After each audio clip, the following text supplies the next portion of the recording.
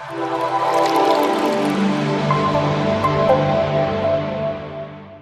next guest, Rabbi Menachem Stern, is the rabbi of Chabad House, Shnei Or, North Caulfield, together with his wife Esther and their 5 children.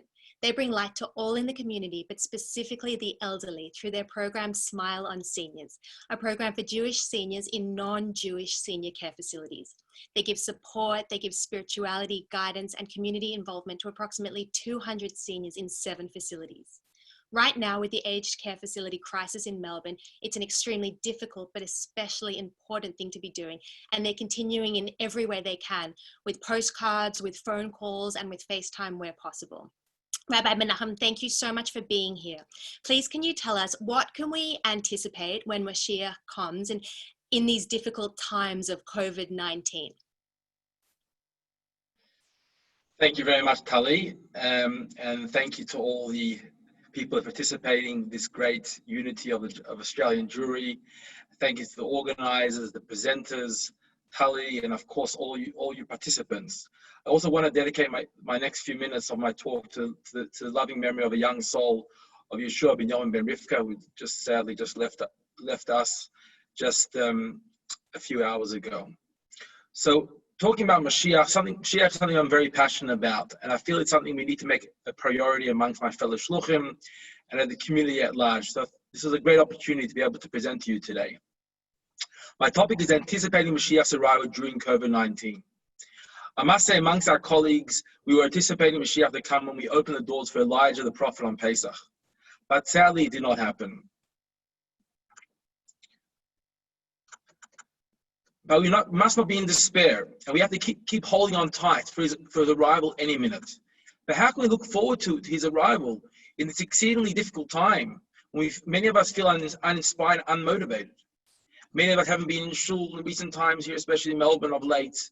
We haven't been to a kiddush, a face-to-face shiur, and it's very hard to be inspired away from Mashiach's arrival. So the next few minutes, I'd like to address this point and hopefully shed a bit of light on this and a bit of positivity to our lives. This past Shabbos we read Vet Hanan, which means Moshe begged God to come to the land of Israel, but God didn't allow him to, and instead he asked Joshua to do so. And we see if you look back historically, we see Adam and Eve also, they spent a few hours in the Garden of Eden, but were thrown out of there soon after eating from the tree of knowledge. And the third example is the Jewish people. When they left Egypt, they could have gone into the land of Israel after 3 days. But instead, they spent 40 years wandering around the desert. What do all these points have in common? And the answer is, we've got to do the hard yakka. And that is what's going to make the difference. If Adam and Eve stayed in the Garden of Eden, life would be so easy. There would be no challenges at all. If we would have gone into Israel straight after the Exodus, or if Moshe would have taken us to the land of Israel, things would be much smoother. We wouldn't be in exile all these thousands of years later. But alas, that wasn't what God wanted. And that isn't Mashiach and the purpose of the world's existence. Rather, the purpose of the world and our existence and Mashiach's arrival is dependent on that we go through the hardships of life with the trials and tribulations and we overcome them. And this will indeed is what will bring Mashiach. We will make Judaism internalize in every fiber of our being and the world around us, and make it a place of spirituality and a refined place. This will bring Mashiach. And that's the common denominator between Adam and Eve, who left the Garden of Eden immediately soon after, just a few hours after they were created, the Jews wandering the desert for 40 years, and then Joshua bringing them into the land of Israel rather than Moses.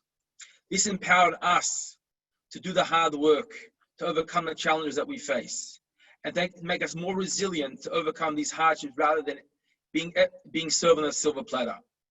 And that's why I thought that if we're going to anticipate Mashiach's arrival, I thought now, during COVID-19, would be the best time, the most appropriate time for this anticipation. It is very hard at the moment to be inspired without that usual shul environment and not seeing each other very regularly, and not having that inspiration that we usually have with the community involvement.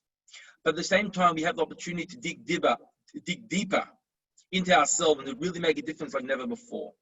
Make ourselves transform from within like never before. And this is what Mashiach's arrival depends on.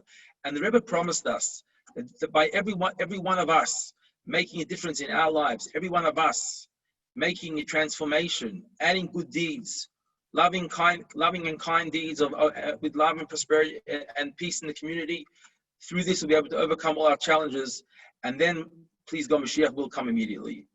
Australia, and in particular Melbourne, stay strong and be positive. We are nearly there. Amazing. Thank you, Rabbi. Thank you for the lessons and for giving us hope and inspiration and the idea of this transformation in a very difficult time. And thank you also again for your continued support of the vulnerable and elderly, especially right now in Melbourne.